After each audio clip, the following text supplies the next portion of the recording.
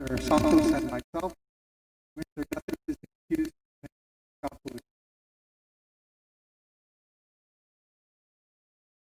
Let's start with the issues for decision. Gail, you have the floor. Our general manager. First issue for decision is resolution 6.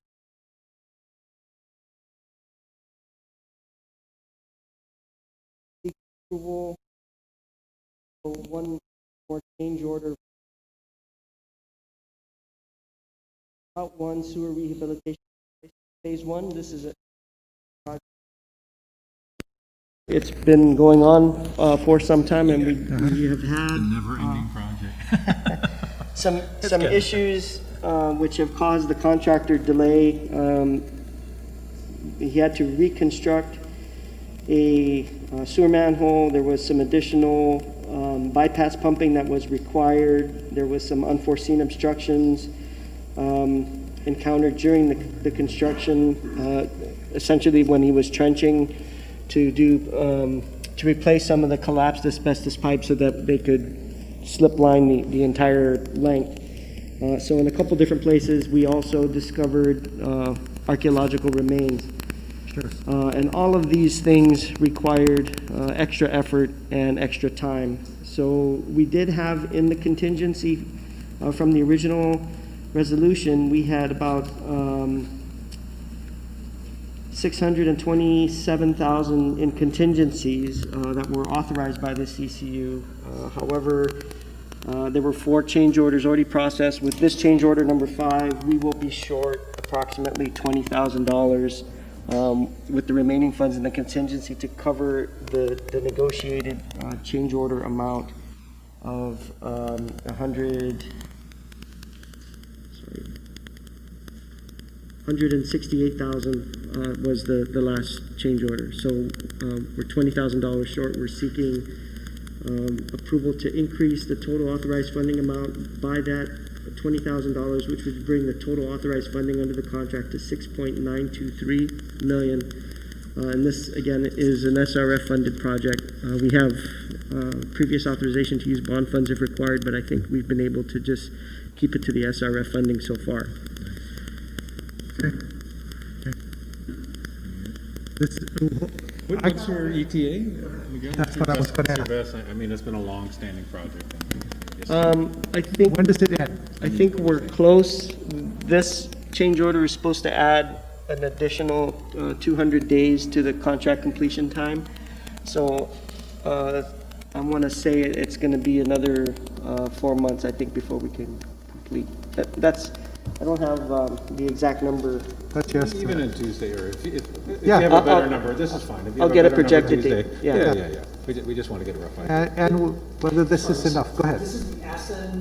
So it's the part that's close to, so it's Assen, Adelup, Agana. The phase 1 part is limited essentially to Assen.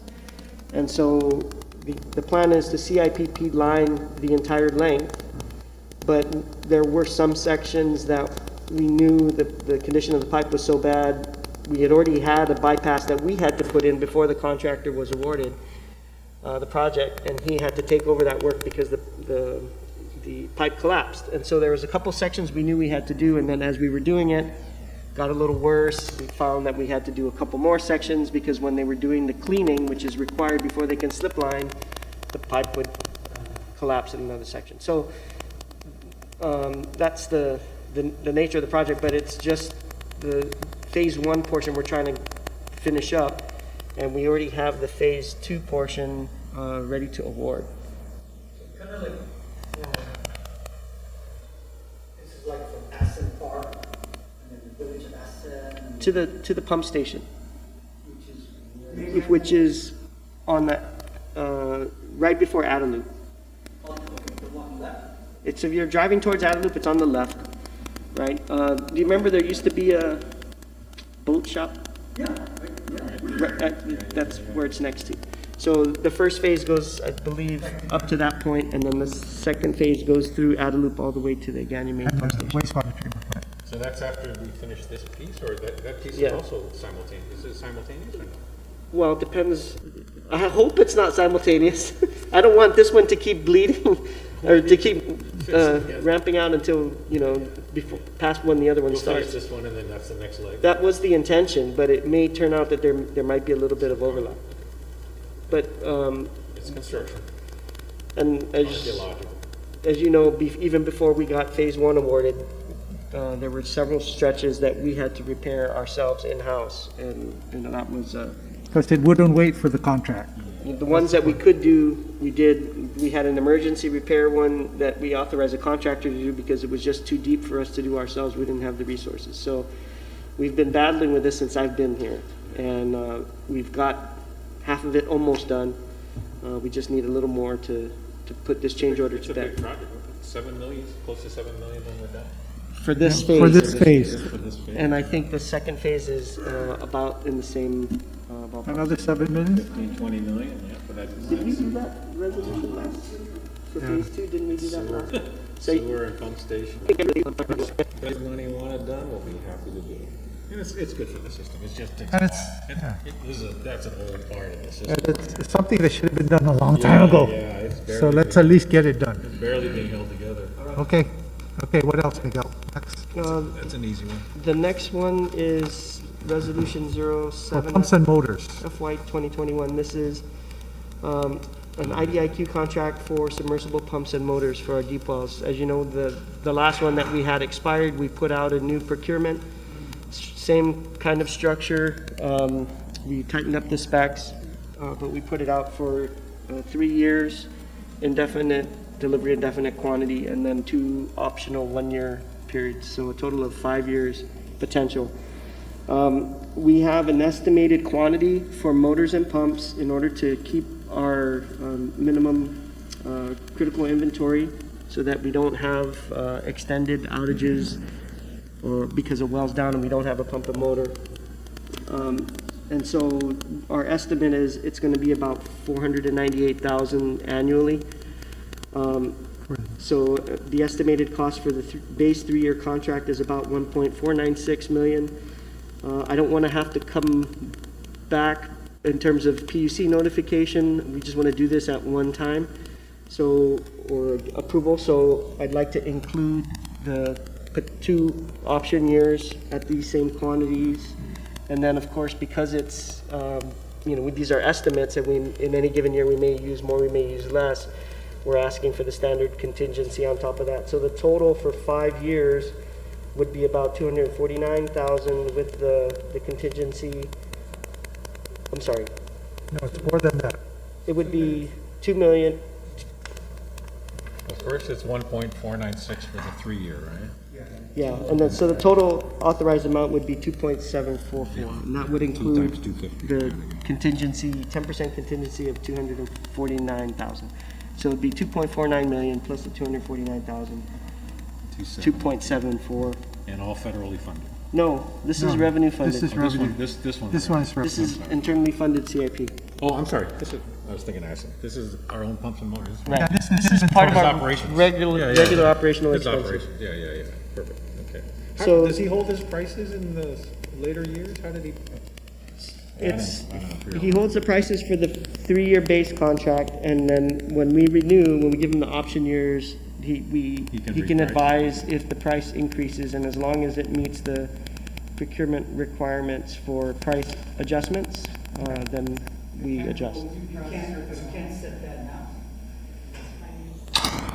Uh, So you do 3-year contract and year 4, no more than 5% Even, or 3%. even if we held it, I believe the way the procurement law is written is if there is a change to his pricing, he can seek adjustment. Yeah, but doesn't mean you have to approve it. Well, I think we have to consider it. I mean, No, okay, I'm not, have we done this before, Miguel? we've done price escalations before, yes. No, what you're asking us to give you 3 plus 1 plus 1, which you're guaranteeing 3, 4, 5. No, we're not guaranteeing. Still an option, right? No, it's still an option. It's still an option year. But the bid allows the option to management, Right. subject to ROK. And you're just giving us kind of a big picture, right? Yeah, so what we We know what the need, first 3 years are gonna cost. yeah, and what we need for what we need to execute the contract is at least the first 3 years, which would be the 1.496 million. But because it's IDIQ and because the quantities are estimated, we think it's prudent to ask for 10%. And because we're going to go before the PUC to get approval, You want to go one? we think it also would be wise to get approval on the option years. We may not necessarily use it, but if you give us, and it's revenue funded, so if we don't use it, then obviously we don't use it. But we'll end up, if we don't extend it, we're going to end up putting out at the end of year 3 another procurement. Can I just ask, what is the procurement law? If we told you that, whatever the cost of inflation is for buying goods like this, I mean, the shelf life is forever, right? When you buy something like this, what's our current level of inventory right now? What about $1 million, $2 million sitting in inventory right now in pumps? I think, no, Not much. not much. I thought that the purpose of this back in whatever, maybe the first time was because we could not adequately maintain pumps at all times. So, That's right. We establish minimum inventory levels. right. So why are we not? Well, this is the problem. When the first time we did this, we wanted to establish the minimum inventory levels, Okay. and then, but we got the first year's order in, and we got approval for the first year's order, but then we had to keep going back to the PUC to get approval every year. We wanted to renew, we had to go back to the PUC to get approval, and so it delayed the process. So we never really have. We're able to get to. Keep our inventory levels. So it's like paycheck to paycheck, the way we've been doing it under the old contract, which is why I'm suggesting that we should try a different approach here and, fund the base year, add the contingency, and then Add the two. option years. For all intents and purposes, we will end up, or it's my best estimate that we will end up exercising the option years, but we won't do that until we're done with the base year's contract. I mean, there have to be something Extraordinary. pretty extraordinary for us to not do it, No, if there is- again, so as you look forward to 3 years, and couldn't you just say, well, based on The type of product we're buying, it shouldn't go up more than 5%, or, I mean, obviously, we're living in a different world, but I don't know, I'm just If saying, the products are made of steel and there's, tariffs or tariffs that are implemented, trade tariffs for imported steel, and the price goes up, yeah, you can estimate that it's, just 3% escalation factor every year, but there's no guarantee that's what it'll be. So, I mean, I think when we ask for the prices to be held for the base year, the contractor or the, whoever's submitting the bid has to do his best estimating for what he believes the escalation might be and build that into his cost. So I believe there's a certain amount of that's in there. Okay. And if it doesn't bear out and it's to his advantage, then that's, the reward for the risk. okay.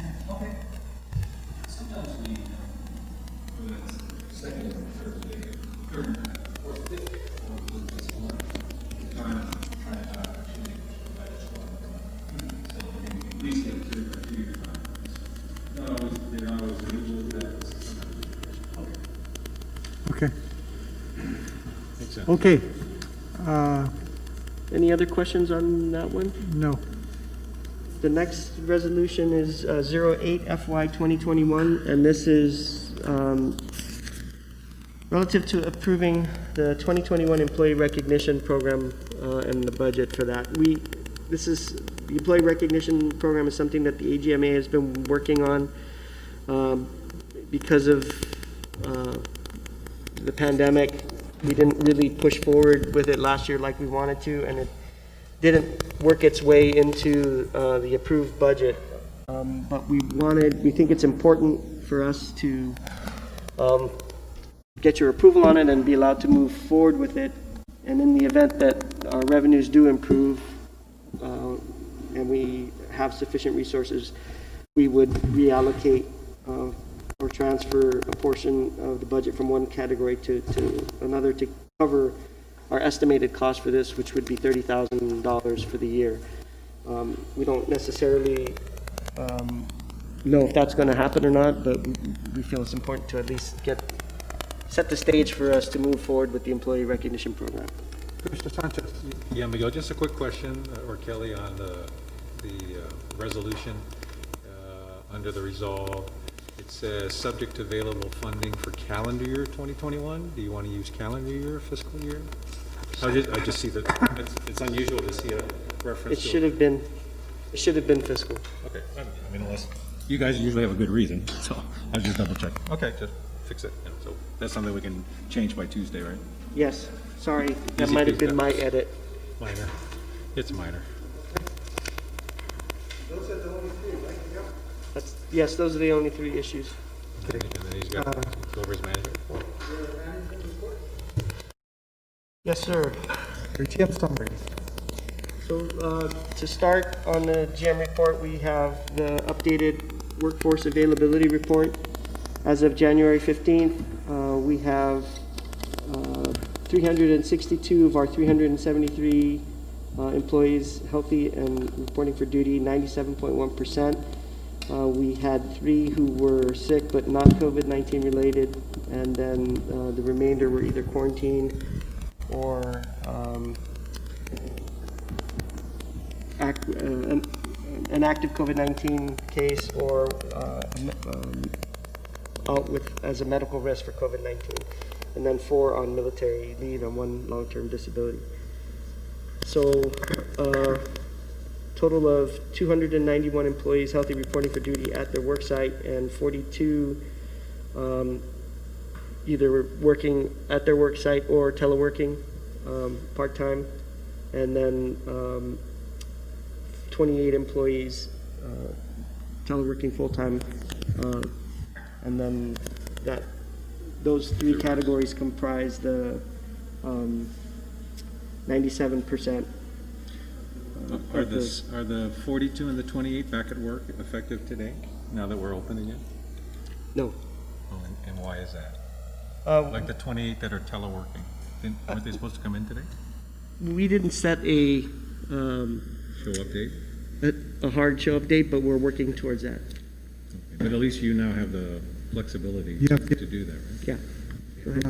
I'll just add that we've left it up to the AGMs and the CFO whether or not to call back those teleworking. And so for all of the areas that report to administration, they're all reporting back to work as of today. Why would one manager say, my division, you come to work, and another manager say, my division, you stay telework? So some areas may not have the proper social distancing space to allow for that, so they may bring them in shifts or allow them to continue teleworking. So here at Padilla, we've got enough space where there's no issues with social distancing, but at our other facilities, the older buildings, we run into those problems. Is that where the 28, the one that are healthy, reporting for duty, teleworking? So the majority of the 28, I think, are actually on the admin side, so they should be back as of today.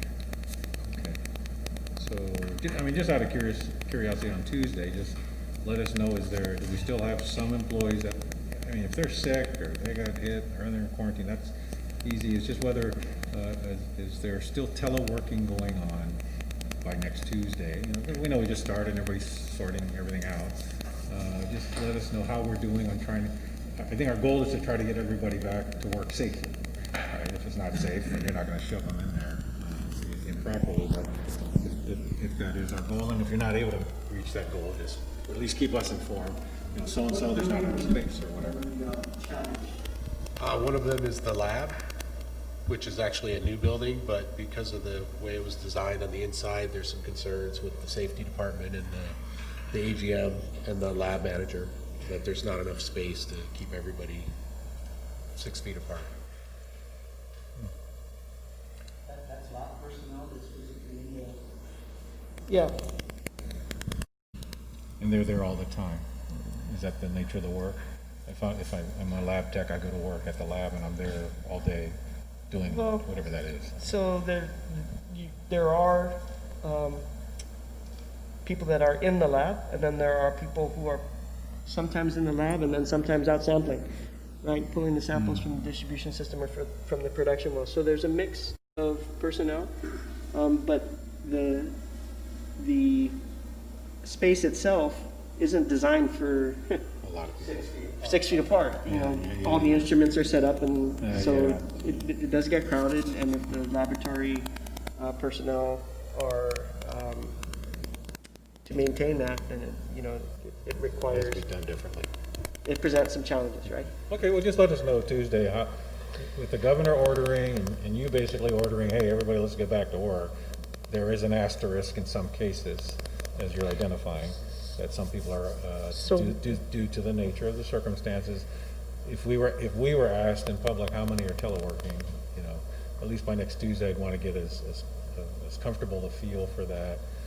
And the reasons, I mean, that makes sense to me. We have a brand new lab, but unfortunately labs don't lend themselves to 6 feet apart, especially with people that are working together on something. So that's a great example of why this utility might have some people that will continue to telework for some time. Although I would think in the long run, we would hate to be here a year from now, and in a situation where people still can't work where they're supposed to work.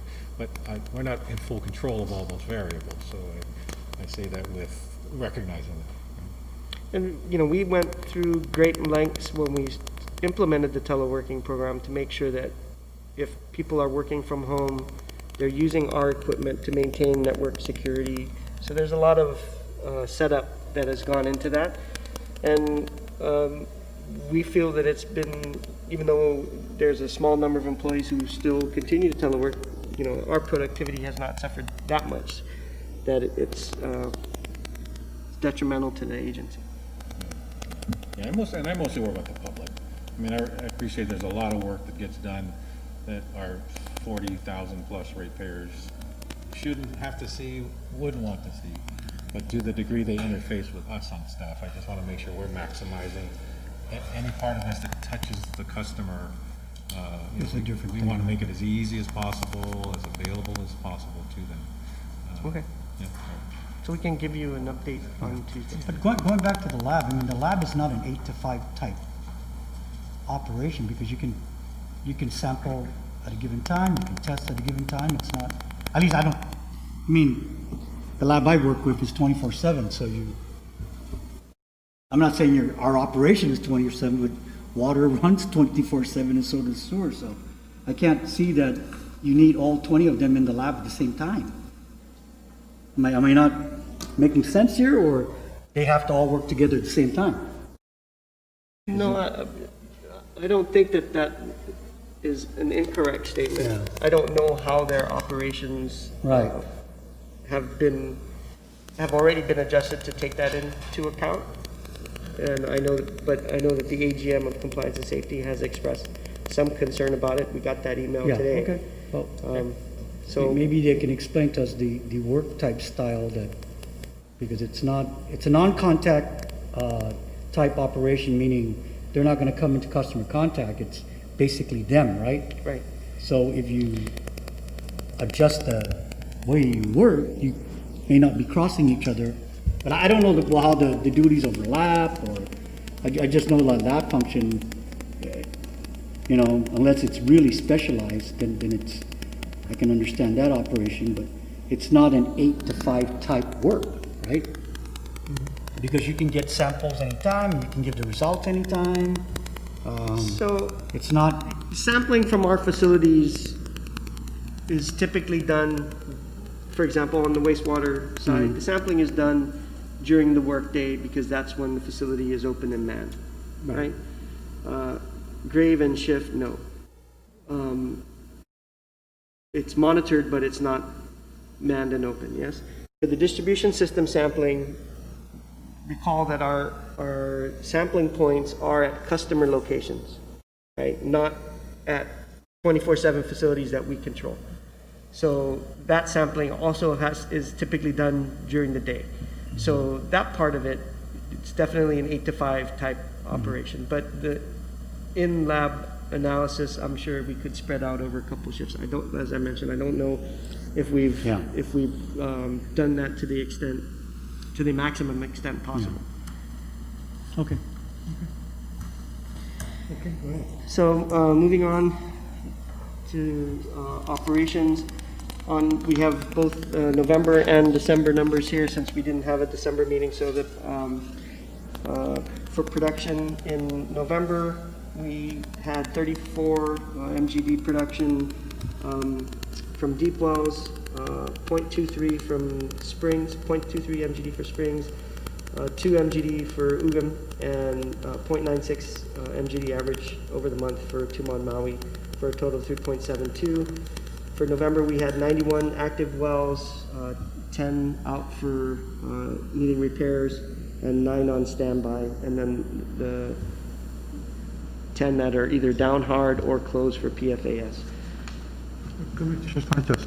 Miguel, and I apologize, I'm sure you've told us before, but I'm just curious to compare the K-gals of production in our COVID year of 2020 versus our non-COVID year of 19, did you notice whether we are still producing pretty much the same amount of water, even though we have fewer tourists, or did you notice a drop? I think there has been a drop.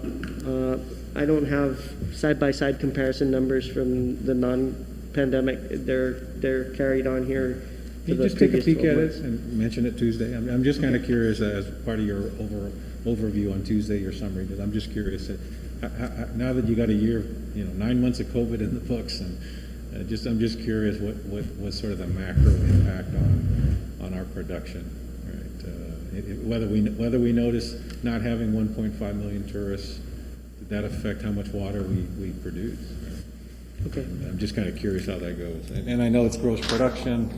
Then you have we have leaks. So how much did we sell? And I know between you and Tolling and Chris, you're tracking K-gals on the financial statements. That's why I know you've alluded to some of this before. It doesn't seem to be that big a drop off on the. Well, we know there's a big drop off on the sewer sales from commercial, right? On the revenue side. I'm just curious at a macro level whether the amount of water the island of Guam needed this especially this past calendar year, without 1.6 million tourists. How much water do tourists drink? And the resulting multiplier effect of having all those tourists drinking and flushing and doing their showering, all those good uses of water. So early on, we did indicate that we saw a shift, an increase in residential water demand, a decrease in commercial and hotel. And keep in mind that the vast majority of our customers are residential customers, right? So there isn't that much shift there, but we'll get. But I'm just curious. It's sort of a snapshot of tourism, right? But how big? Next. So when this happens in the future, we just kind of have a feel for. Well, here's a global pandemic affecting us for 9 months, and no tourist came, and the amount. We still need to be able to make this much water because this was the impact. I was pleasantly surprised that it wasn't as big an impact from what I recall on the K-gal side. I know on the revenue side, the sewer side took a hit on commercial, but just curious how much water did the community of Guam, and what was the difference between 20 and 19? As best you can summarize that. You got all the data when you get a chance to look at it. Okay. For December, the numbers are similar with a slight increase in monthly production, and that went up to 38.1 MGD for the month.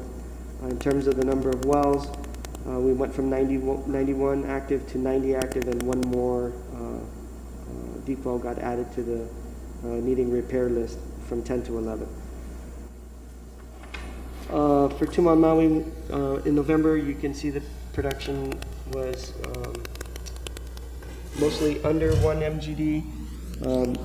And then for December, it averaged around 1 MGD with a couple, with one day of a spike up to 1.5 MGD, followed by the following day a lot less, about 0.5 MGD. I think the well had tripped off But on average, we are still pushing out about 1 MGD a month from 219. For the distribution system in November, our operability went down slightly. We were at 92.9%, down from the previous month. And then in December, it went back up to 94.6 as we made some repairs to some of the pump stations, mostly in the central area. And then reservoir levels in the distribution system for the month of November were fairly stable. We did see a slight decrease in the northern reservoirs towards the third week of November, but it picked back up and we were up at around 60% by the end of the month, where we stayed for the most part until the end of December, where we, in the north, where we dropped down to about 50% reservoir level capacities. So a little bit of up and down, again, having to do mostly with our production capacity and which wells go down and which ones get repaired. On the wastewater side, for November and December, wastewater pump station operability was 88.3% in November and 89.5% in December, so we're continuing to make some improvements. The CCTV inspection and sewer cleaning, you can see in December we had a big push to try and finish our goal for the calendar year. I think we managed to meet our goal. We got 14.74 miles done in December. Our target was 5, but our overall target for the year, I think we exceeded it by just less than a mile. So. And what caused you to fluctuate where you could? Oh, I see. April and May is because of COVID, I imagine, yeah. Right. And then you started ramping back up. But Right. the fact that you can do almost 15 in 1 month, and what do you try to average? About 5 or 6 months? 5 is what we try to average. It took a little extra effort to get the 15. to get to the goal, but we pushed the guys really hard in order to make sure that we were meeting the total annual requirement for US EPA. And then the following slides just present some detail of the areas that were covered for November and December.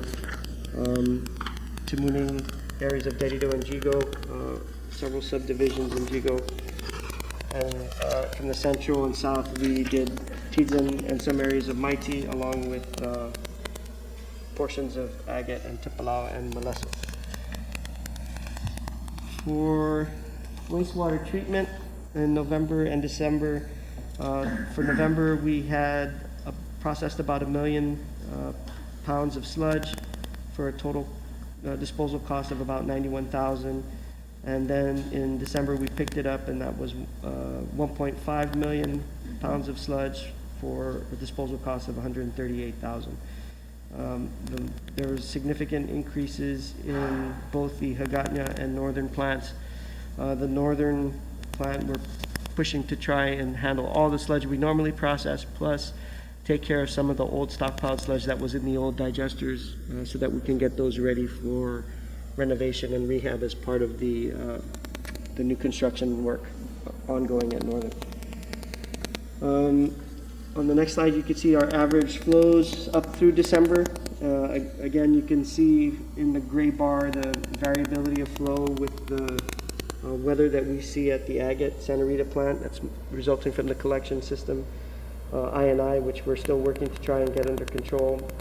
The northern plant remains relatively constant, which is a good indication that our sewer interceptor rehab has helped us a lot with keeping stormwater out of the treatment plants. And then Hagatna shows some slight variation as well.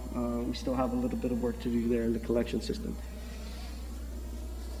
Moving on to our asset management for the through December of 2020, so November's numbers are also incorporated into here. The overall distribution of work orders for corrective maintenance versus preventive maintenance was 34% to 66%. And then in those two categories for corrective maintenance, our completion ratio was 89%, and for preventive maintenance, we're at 74% completion. Still pushing the guys to try and get better numbers on that. And then for corrective maintenance work orders for equipment versus leak repairs, we had 54% of our corrective maintenance work orders were leak repairs versus 46% for equipment corrective maintenance. And the completion ratios for those two categories, for the leak repairs, we were at 98% completion of work orders.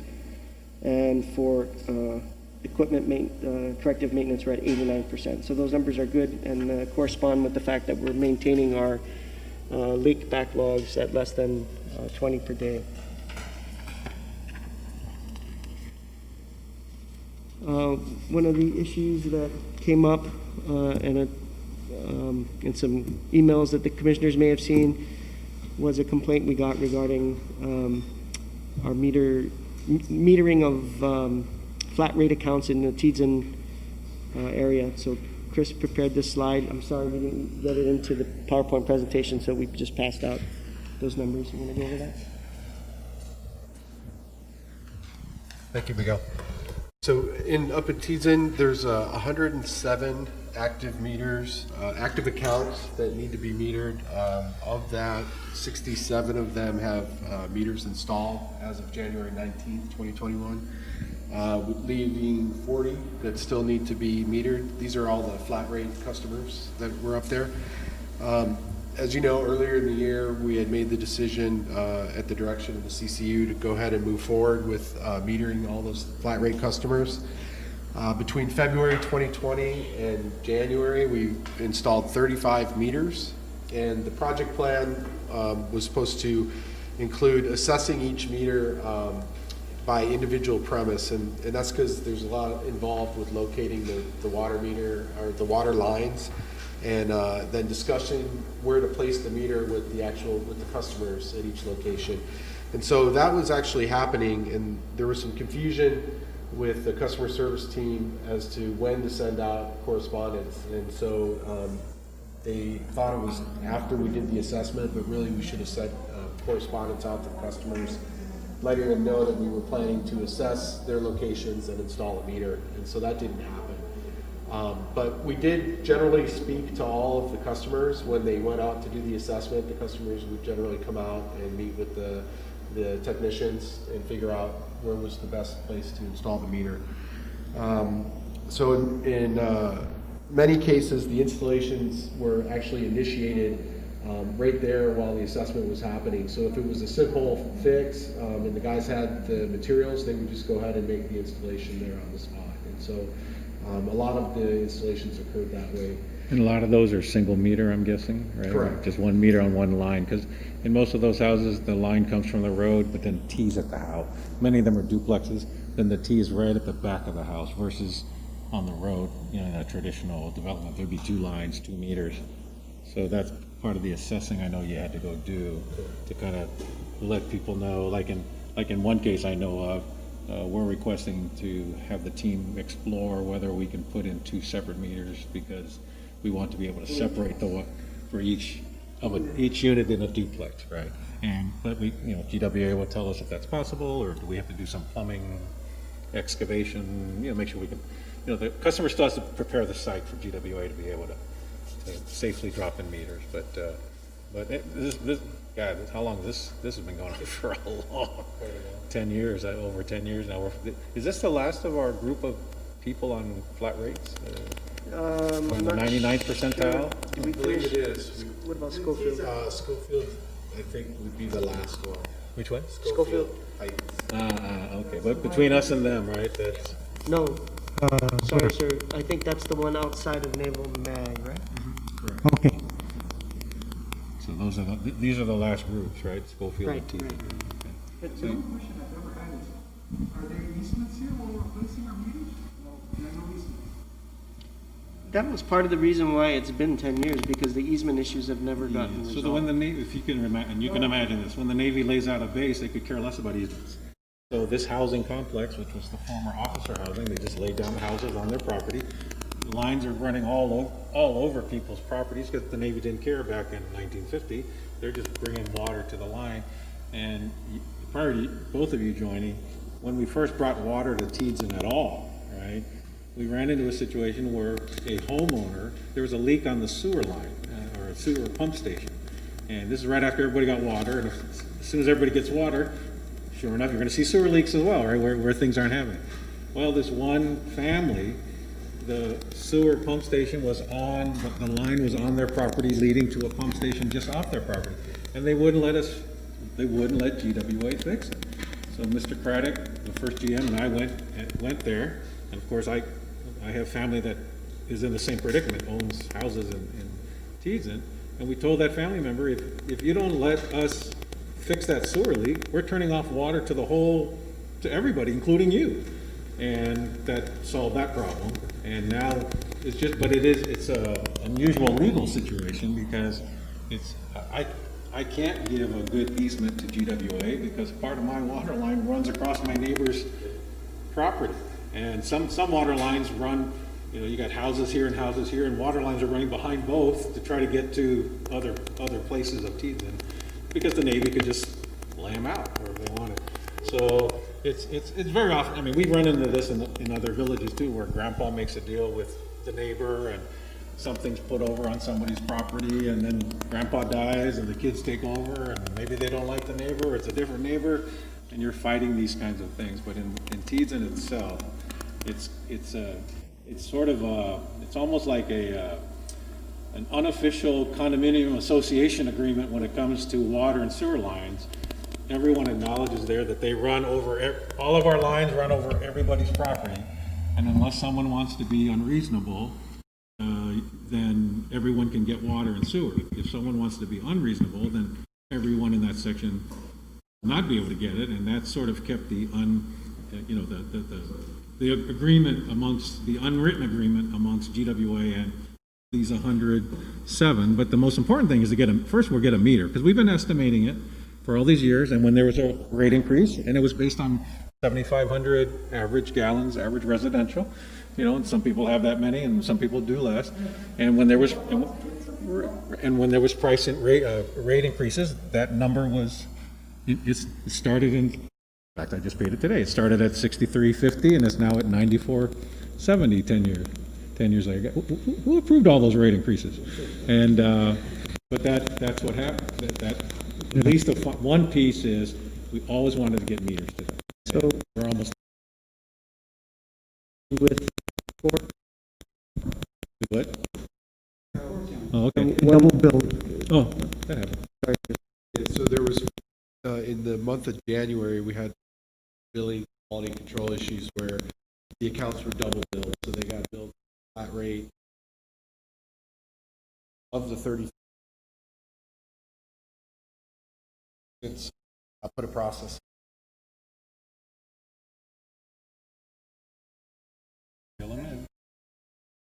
Oh, the thing, that we are billing for the water that they're consuming.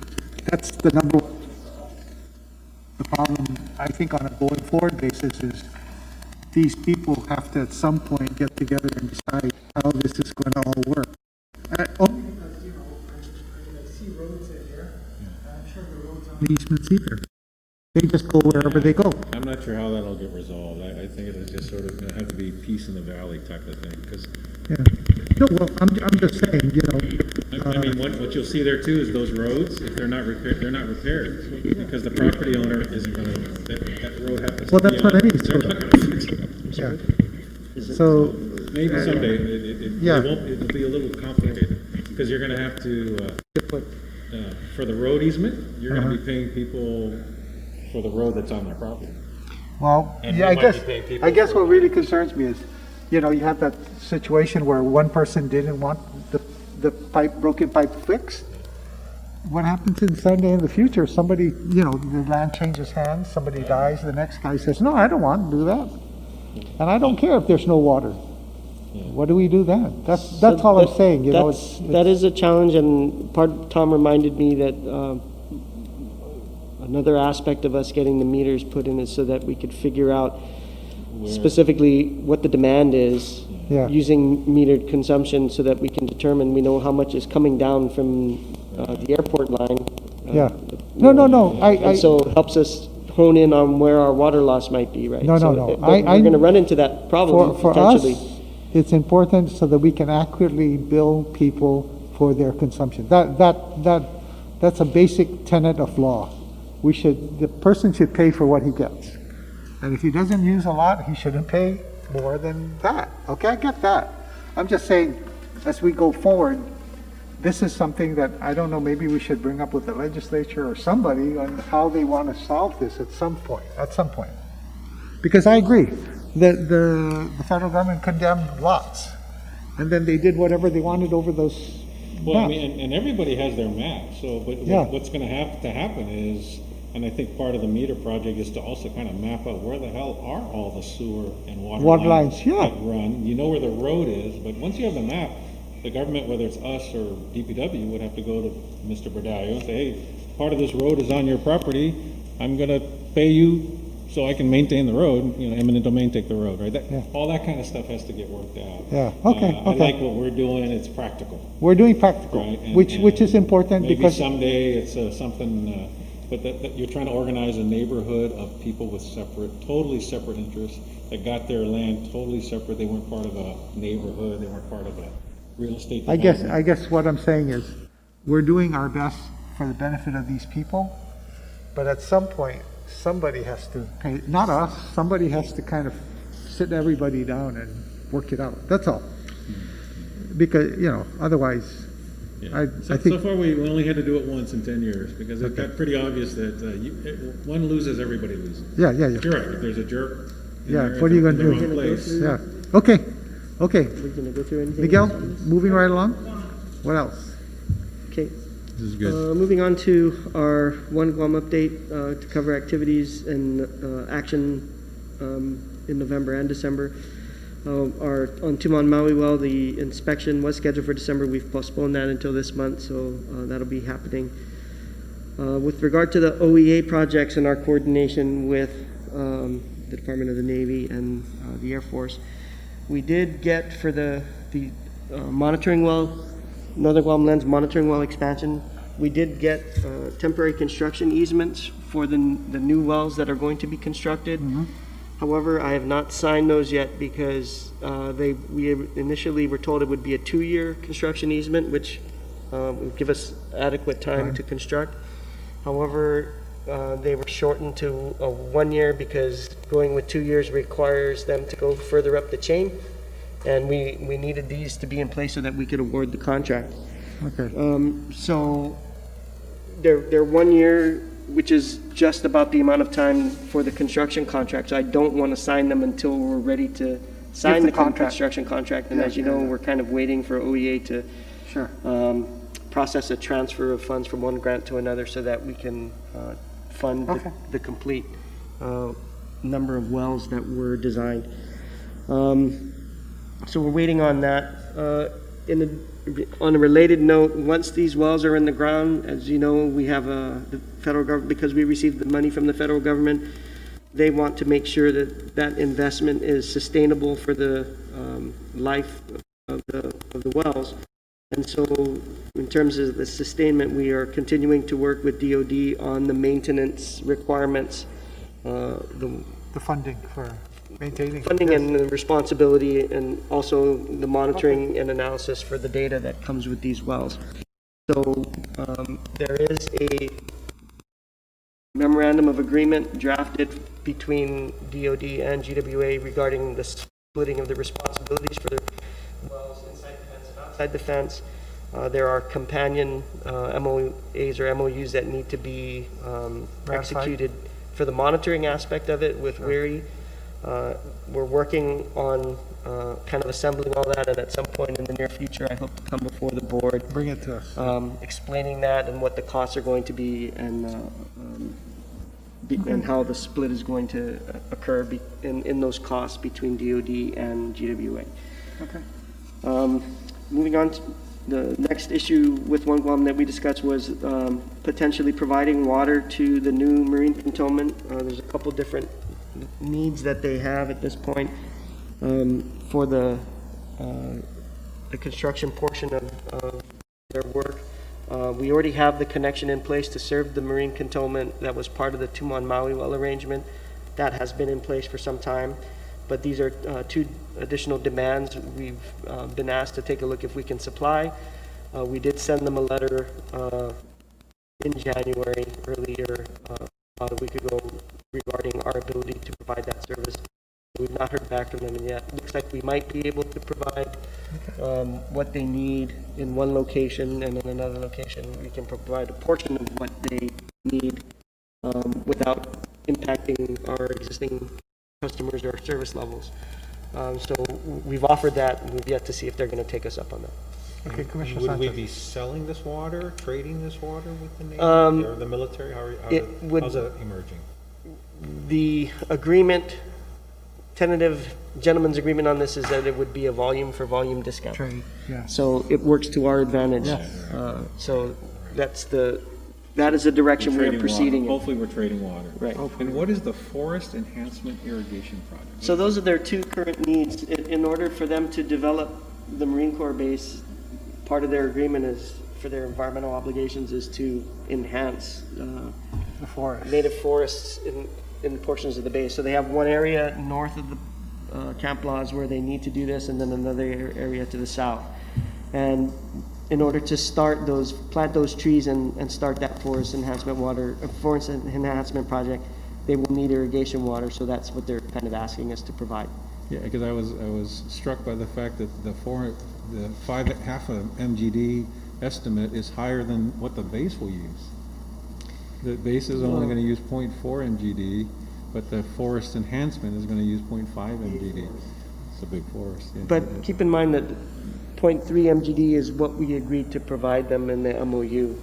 Their No, needs, I'm just from a size of a base. but their needs are more than that, because they're supposed to have their own wells. Oh, this is supplemental, because that was the other thing. Normally, they get their own water. That's why I was curious when you said now we're going to be able to maybe sell them some water on a trade basis. So I think Normally, they get their own, but our initial connection to provide that 0.3 MGD was just sort of to start them off while they worked on putting in their own. so this would not, eventually, they will fund their own forest enhancement? I mean, they will source the water for their own water for forest enhancement in the base? Is yours? I think their needs are to get it started, and once the trees are mature enough, maybe they don't need to continue the As much, irrigation. yeah. So I'm not sure of their long-term plans. I just know. But what for now, they're- this gets them started from us, but eventually they would take over supplying this themselves. I think that is your was their. expectation. I think that was their plan, but it's all related to Milcom money, and I don't know how much of that has been approved or not. Okay. Out of curiosity, is there any way we can reuse your sewer water? No, it's just a thought. It's not that far. Is you know? GPA using it? Using too much of it? Yeah. Or you have extra to spare? They always have extra. I don't know how much GPA is using. They have not asked, and we have not about examined it? that. In They- terms of the total quantity, theoretically, it's possible, Mm-hmm. but the level of additional treatment that might be required for the irrigation, if For the any, I don't military, know. not for GPA, for Yeah. the military. Yeah. For the military, So we've committed, but we have committed to provide GPA some of our effluent. from to- Northern District, yeah. For the We're power still plant. working out the And there's some details. left that you may or may not be able to use or offer. I'm just saying, if you can, it's a good thing to do. I mean, As long as they it don't goes, have to treat it, as long as they don't have to treat it, or, well, depends on what they. it depends on the cost, of course. But my point is, it's one way to be more sustainable and to better use our water resources. I don't know, that's just a thought. Okay, go ahead. Next. We've also been doing some work on trying to map out potential interoperability projects. So each of the two organizations have been, DOD and GWA, have been looking at projects that we would like to see incorporated. We do have a schedule to meet with them to kind of go over the project list and then sort of establish priorities. In terms of property transfers, there is, in the Nimitz Hill area, some of the sewer piping there that it's currently ending up at the Hagåtña wastewater treatment plant, and that was kind of, initially was serving military housing and Flag Circle and other areas. So the Navy retained some of that until they could figure out how they were going to, what they were going to do with the remainder of that infrastructure. So some of it is intended to come back to us, and they've prepared transfer documents, so we're coordinating on that as well. Okay. And then we do have one use of GWA property, an easement that we're trying to work out with the Navy to allow them to continue a forest, another forest enhancement project that they did down south in Nagat, Study. in the City Bay area. City Bay. That was for the Kilo Wharf project. So that we've worked with the principals, extending that so they need a little more time to make sure that those trees are well established. We were looking for renewed licenses for the Tumon Maui Well, AG1, and Taragi Waterline, which we anticipate we'll see drafts of that in January. And then we've also been tracking and monitoring to see if that additional Maui well in Tamuning is going to be turned over. We understand that the package was supposed to be submitted to the governor sometime in December. That was the last information. You know, there's only one other thing that's missing here that I remember a long time ago we had discussed, and that's the Ascent Springs, you know, the property problem that we have with Ascent Springs. Yes, sir. Yeah. Please don't forget that. It's, It's in there somewhere? yep. It's on the land acquisition summary sheet, which is on page 30. 118. The board book. 118? Yeah. I mean, there's. Oh, there's been- I see. There's been no action on it this But month, it's still on there. We're still tracking No, it. no problem. Miguel, just as long as it's on there. Right. Because, you know, eventually we want to try and activate that Ascent Springs. It's a good resource. That's what we're looking for. Okay. We need to acquire and utilize all our resources. Yes, sir. Okay? Moving on to the court order summary for November and December, there have been no changes in terms of our overall completion. As you know, we only have one project remaining, and it's going to take us some time. So this slide will stay the same until we get that done and go from 98.9% to 100% complete. That's your final tank projects, right? Right. Okay. The Nissan tank, the tank we have up by Nissan is very nice, and they even finished the paving on the main Marine Drive, so I think that's almost all done. I think so. I don't know if we're still waiting for, do we have any more PRV work? Okay, okay. That general area is done. You're doing some pressure relief valves, right? You're doing them somewhere I else? think there's a little more work that needs to be done near the St. John's. Yeah, On that. Oh, down the hill, yeah. Yeah. Yeah, okay. Hey, listen, you know, we're almost there. we did have some SSOs in the months of November and December, about 7 in each month. Those have been reported to US EPA as required. Okay. On the next is the land acquisition summary. The only two items that we had some movement on in the last couple of months. We're still following up for the Estimbo tank to get the land registration package Okay. approved. The third follow-up to date, so we're not getting very much movement on that. And then for the airport, there was some progress. We did manage to finally negotiate the acquisition of that sliver of property that we needed to connect the property where the existing tank is to the roadway where our mains are. So now we're just waiting for the probate court to approve the petition for sale. All of the documents were coordinated between the probate attorney and Kelly. So you're actually acquiring a piece of property there? A little sliver. Okay, good. I'm looking forward to that tank. I want to be there when we can actually close the gate and have a fence around it. It's my favorite tank. Beautiful gate, no fence, but a beautiful gate. Every time I come up from home, tease me about Depot, I that look at it. It's beautiful. Yes, 1969. I know. Tolling wasn't even born yet.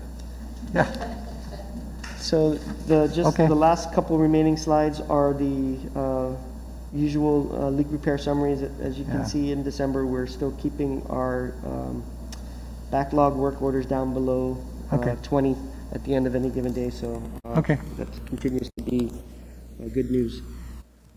Okay. That does it. You can give us any other updates later. Okay. Colleen, how's our finances? So, the good news is that our debt service coverage and cash on hand has improved. Okay. The bad news is, we can continue to see consumption fall. December was if you look at the last 12 months, was the lowest, although we did only bill 28 days for the month of December. So consumption's not falling, but your collections are. Is that it? Well, I think consumption Okay. is falling. No, Okay, consumption okay. is falling. She briefed it. She- Okay, go ahead, go It's ahead. down about 13% now. Okay, go ahead. I'm sorry. She briefed it, yeah, she'll get there. Yeah. Right, so consumption, year-to-date consumption for the period is down 12%. Oh, okay. Although residential consumption went up. It's just not enough to Offset. offset The loss in the the decreases in, tourism side. Right. Okay. so if we go to so this is overall revenues and demand.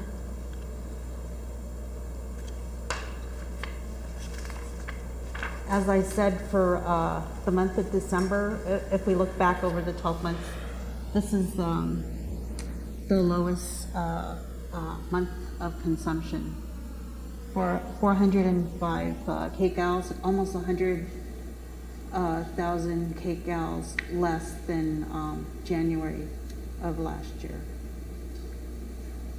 I mean, sorry, of this year. I'm sorry, Tom, what page are 20. you on? I skipped ahead to your financial second, but what page are you, what page is this one on? 124? Thank you, thank you. So this is just, again, a picture of revenues against consumption. There you go. And then if we go to the next page, this just breaks up water and wastewater. And the y-axis, x-axis for the water revenue and the wastewater revenue were a little off. So I'll fix that next month. So, or I guess I can fix it for the May meeting so that it's apples and apples, yeah. Okay. And then the next slide talks about, or shows a picture of our overall revenues and collections. So one of the things that, I've been talking to our staff about is the way that we bill Navy. So what happens is they do a meter reading, they give it to us, and then we bill them. And then, so what happened for the first quarter is there was some delay in receiving the meter reading, so we estimated the consumption, put it in the revenues, but because we didn't bill it, they didn't pay it. So that's one of the reasons why we saw a reduction in the collections.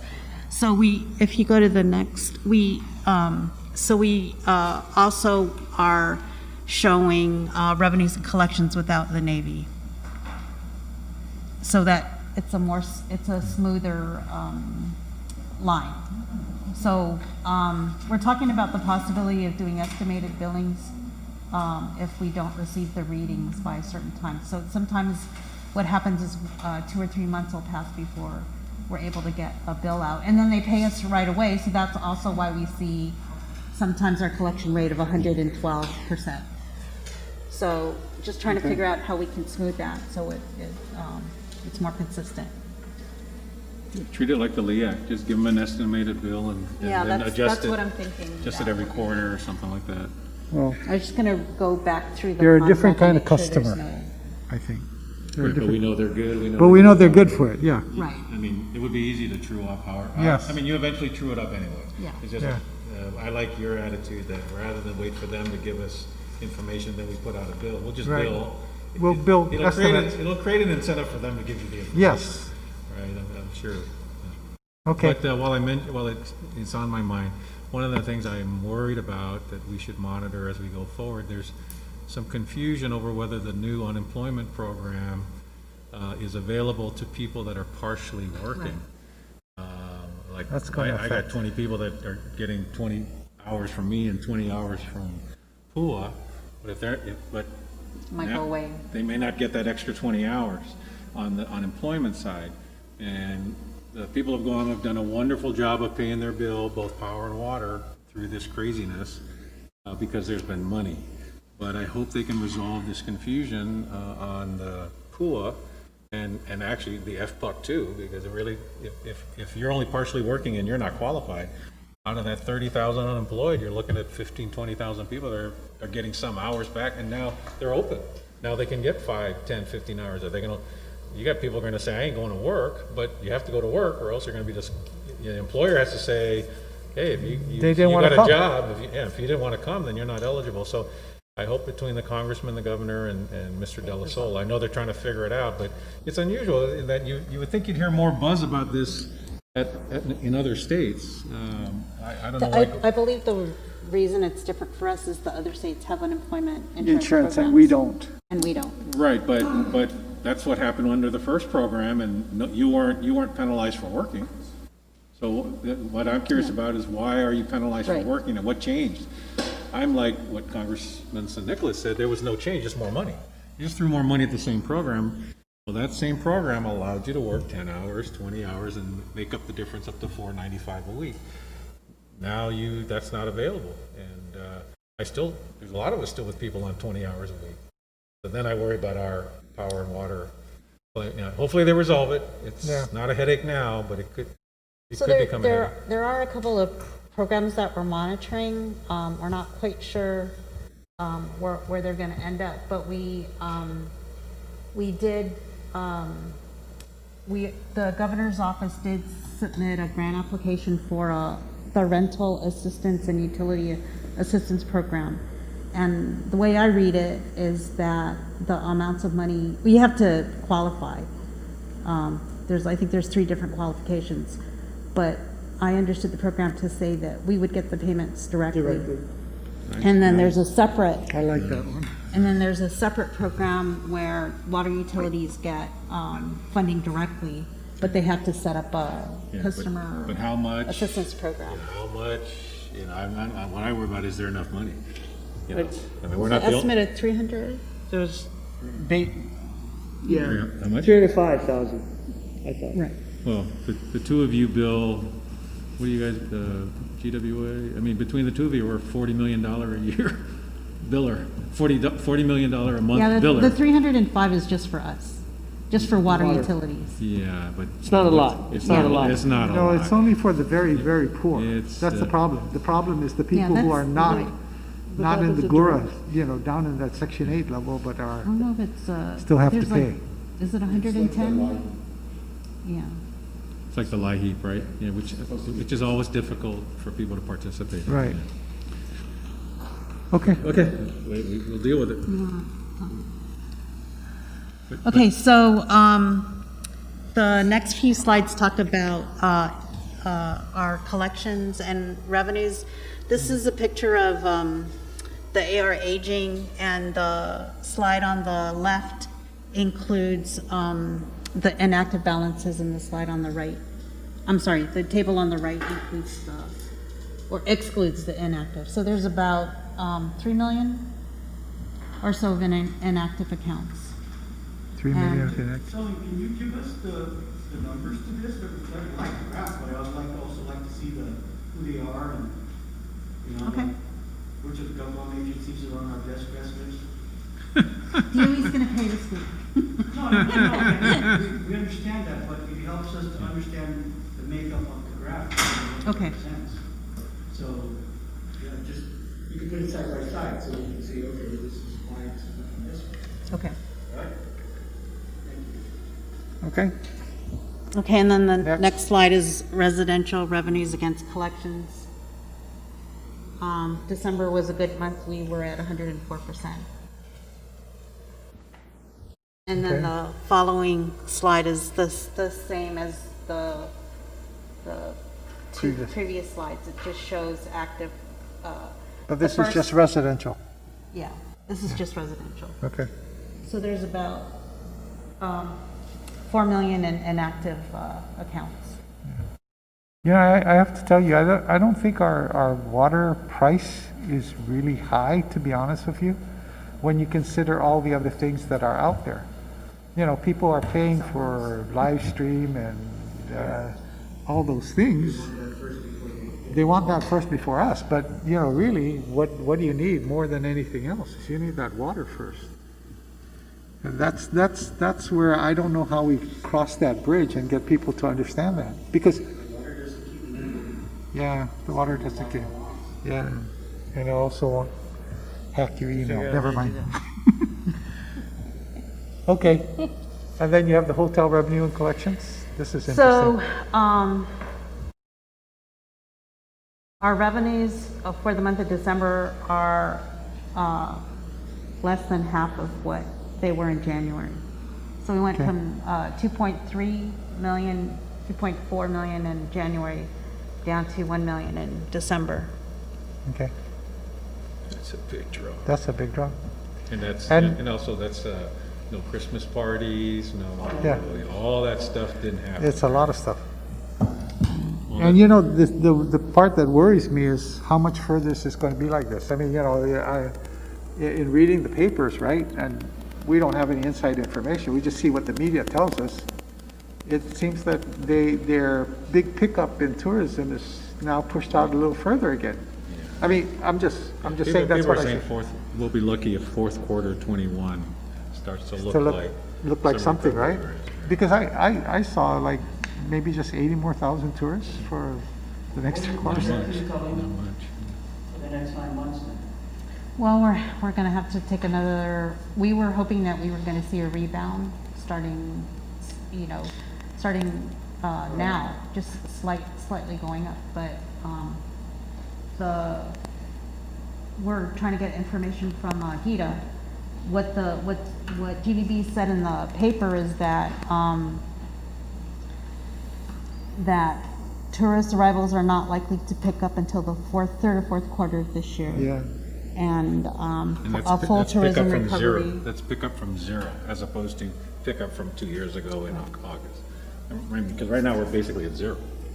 Well, there's about 3,000 military residing in the hotels. Yeah. I think that's keeping some of them. Yeah. But, Yeah. I mean, when you're used to 1.6 million visitors, it ain't that. But and a you, and you can full- see from the water supply, the water demand. right.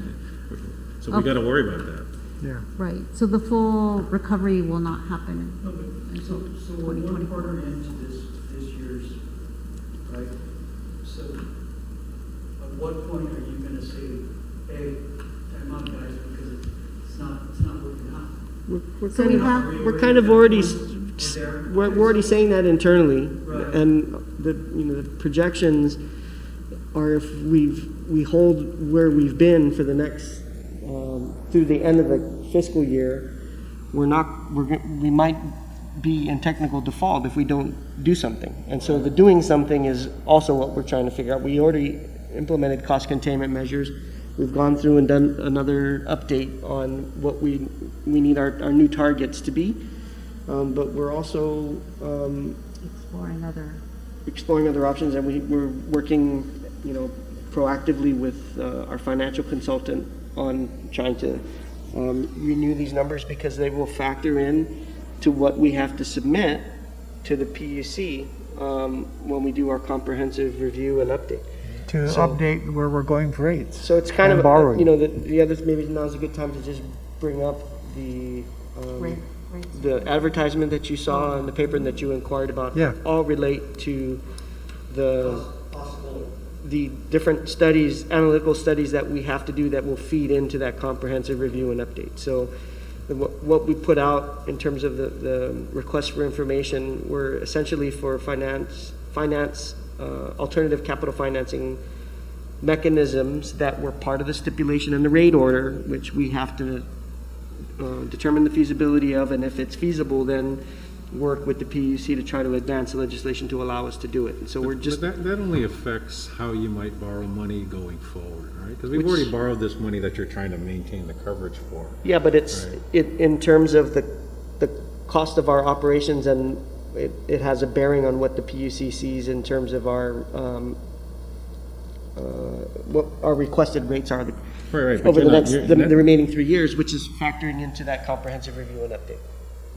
I mean, it'll affect, correct me if I'm wrong, it'll affect how you might, the cost of borrowing in the next 2 to 3 years if we do find these other instruments that are more affordable than the ones we've been using, the traditional 30-year bond, right?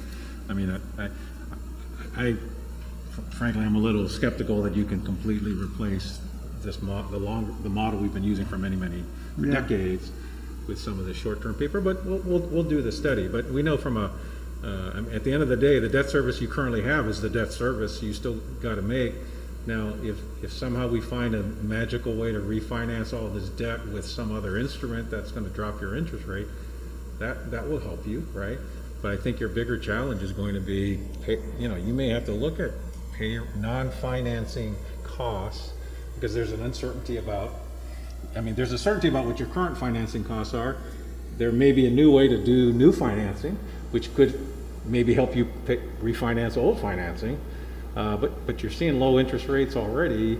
I guess my point is, I'm not sure that the new financing instruments that Georgetown is recommending and the PUC wants us to study is going to address the more real impact that in the next 12, 18 months, we're barely coming out of tourism. We're already seeing the numbers fall dramatically. I mean, like what I've been doing in my place is I've taken the last 6 months with what does my company look like without any PPP, without any, just what do we look like? And you have a good snapshot of what GWA looks like fiscally and calendar year wise. It's been a year of COVID now, and it's been 9 months of COVID, and you've got some real concerning drops in revenue and demand. That drives your top number down on your debt service coverage, and you're not going to be able to finance debt quickly. So you're going to have to look at non-financial costs, I think, to try to figure out how to protect. What do we got to protect? 125, right? Yeah. Okay. And then just thinking out loud, if you go to 120, right, you're in technical default. As long as you keep making those loan payments, will the marketplace call? Because I imagine we're not the only ones that investors of the world are looking at. Crap, as long as they keep paying me, I know COVID screwed them up. As long as they keep paying me, but We're working hard to avoid that, right? No, I mean, Yeah, but I think you're going to have to look at other things Yeah. besides financing. and no, I was just bringing it up because there was a question about the advertisement that went out today. Yeah, Not- I see. I'm Not so much, Actually, be sitting somewhere and I looked at that and go, Yeah, I saw that. that doesn't, I mean, we're about to test Jim Madden's theory. yeah, but, So we have identified a potential $7 million in additional class containment. Yeah. That, we issued a memo and we're asking, we're taking a close look at any, additional, spending. And What we, will trigger, and you don't need anything from us, right? We passed a big budget, you're trying to Well, come underneath that budget right. now, given your reality, we right? might need something from you later. We're looking at a couple different strategies that might require a policy decision from you, and we'll bring that to you when we're ready. We're not ready to bring it. You're working. You're working on it. I mean, I don't, again, only because we're one quarter in, right? I would hope that you're not, I'm glad that you're already looking at it, but there's gotta be some point, Tully, where you're gonna say, guys, time out. I cannot see it working out through the end of the year, or even through the next 6, and then sometime say, let's just all get together and start to really look at this. Because that to me is a better approach than coming at the last minute, right? No, I don't wanna do that, because we know what's happening. We should at least be starting to say, we better do this, and we do that, and like you said. We're doing that now. We just want to come to you with, yeah. Yes. They're not ready yet, which is okay. Yeah, we got it. But, again, don't continue to let it drag on. If our friends are not paying, then you need to tell us, so we can say, hey, while you're thinking of doing this, you better not do this, because we're gonna shut your water. So Yeah, that's where we we're want to going. we want to get our heads wrapped around the the new aid package and what the requirements are and how that might factor in before we come to you. But we're looking at it. Yes, sir. Yeah, Okay. but make it look, so by the time we come back next month, I mean, I don't see any of those lines that you're doing, Tony, they can't change because it's not going to change. So Well, you don't see anything know, that'll make them I'm change. glad to see that we're not really losing, but that's not sustainable. Yeah. So as we sit here and it's not pretend, it's real, right? We need cash to pay our vendors, more importantly, we need cash to pay our employees. Yeah. But at the top, it's our bondholders are first in line, right? Yep. So, yeah. So, yeah. And they take a cut right off the top. No, but I mean, again, it's like, I think, Commissioner Sanchez said it right, this is not unique to Guam. No. So do we go back to to the Barclays and the Citibank guys and say, hey, what are you guys doing elsewhere? We said, can we do interest only for the next 9 months? Well, yeah, I You mean, gotta ask, is anybody asking? At least that ask, question? yeah, at least Yeah, ask. ask and say interest only for the next 9 months. And then you back again on, if we're even there on October 1 of 2021 moving forward. so you, But again, it's, Guam has done that before, where it was interest only payments for, I know, Governor Cabo did that big bond before. I think the challenge for us though is we would have, I don't know whether we can go to the existing bond instrument. I could be wrong. If that's what you guys will figure out. I don't know if you can go to them and I'm with you. That's a nice kind of structure and it would improve your coverage and it would keep them whole because at least they're getting interest, right? And then, but whether the bond allows that kind of flexibility, that's what you guys got. That's a place to look for sure. Otherwise you're gonna have to. I don't think we're there yet, but certainly, we're looking at You'll- different options. Okay. The discussions have already included, in addition to Eric, we've dragged bond counsel in and the auditors in for some of the different strategies that we've been discussing. So the questions are being asked, the wheels are turning, but we just don't have anything firm yet to present, but we will shortly. Okay. And the only other thing I will tell you is, we're gonna have a new president, and I don't know, maybe they'll do some infrastructure work. That would be nice. I mean, listen, all this boils down to one thing. It's all the federal governments of the world, okay? The United States federal government prints paper money. They're the only ones who can keep writing checks, because their bank balance doesn't change. They just keep printing the paper money, okay? So their deficit's gonna balloon. You've gotta worry about inflation and all that. All I'm saying is, I think one of the things that we all thought was gonna happen was that there would be a lot of infrastructure work that in the past 4 years. That didn't happen. And I'm hoping that maybe now is the best time for people to say, let's do this now and invest in our water, sewer, electric, highway infrastructure, and that might be what helps this country and the world out. I don't know, I'm just saying. Commissioner Sanchez. Yeah, and I'm just looking at on page 231 of board books, just look at the year-to-date, right? 231? Yeah, on the board books. If you look at our gross payroll in November of 20, it was 1.8, no, I'm sorry, it's even worse than I feared. It was 4.2 million, am I reading that right? 4.2 million on $16 million in revenue, right? That's 25% of sales in November. I'm sorry, am I looking at it right? I'm looking at November 20 and November 19, right?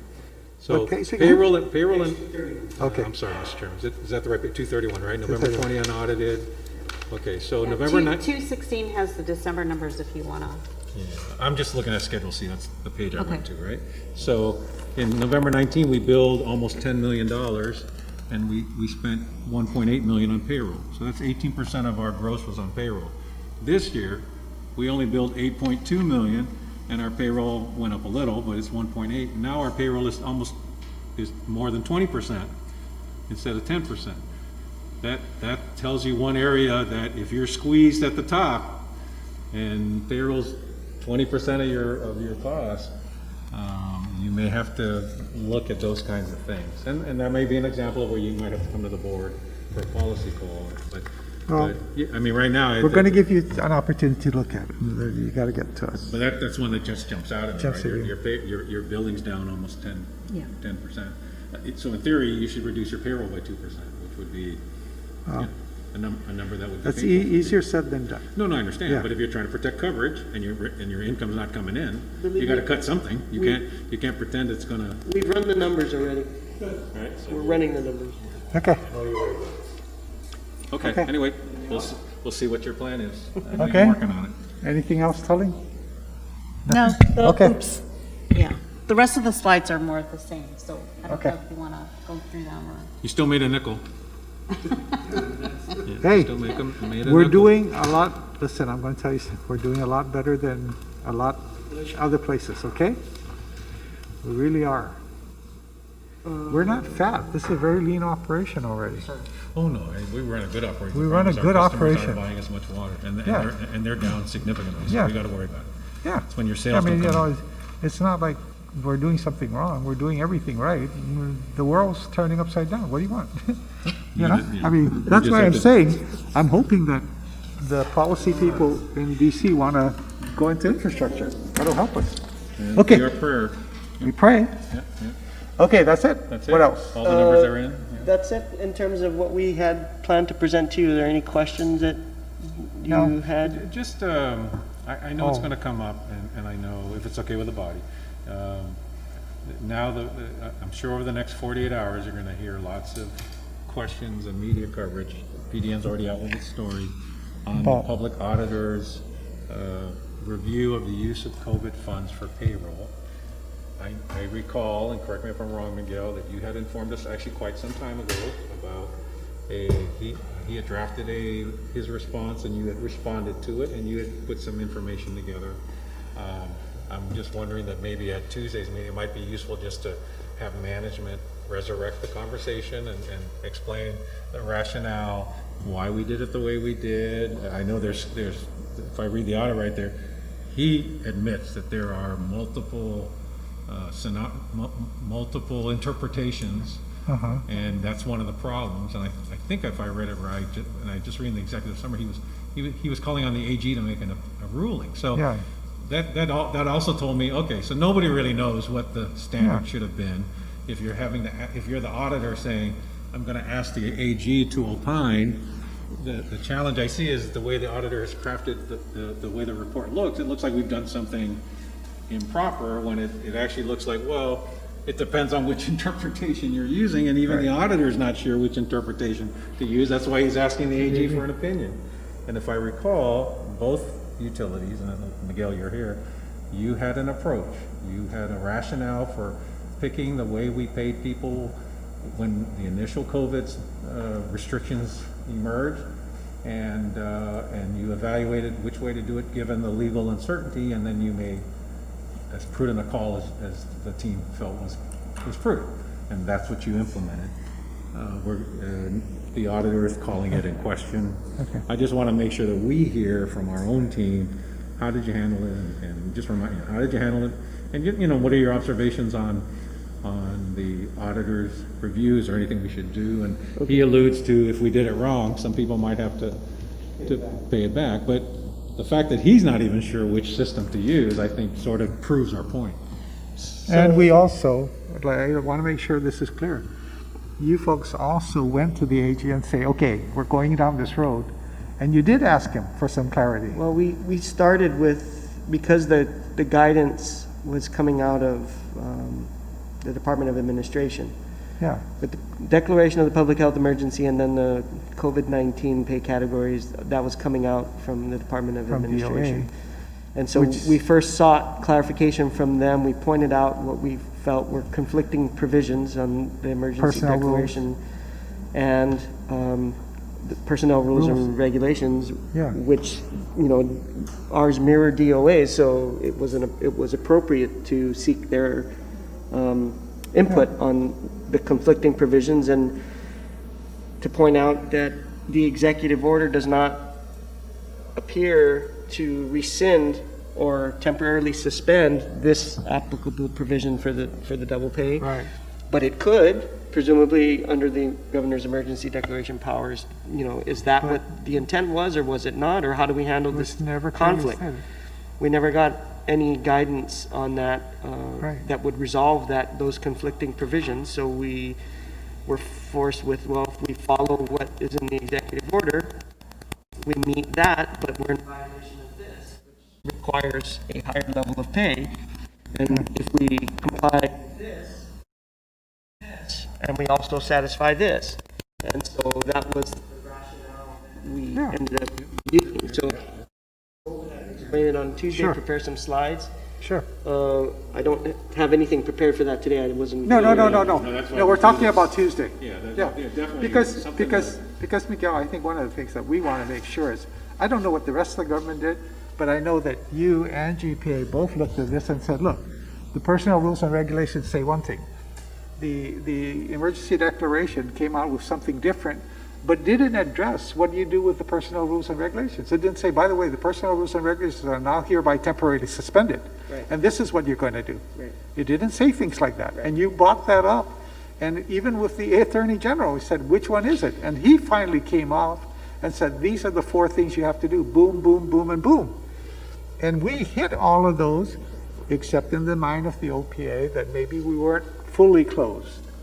But I'm going to tell you, we are an agency that cannot be fully closed. We were closed to the public, but if you want to be closed, then we shut off the water and nobody gets water.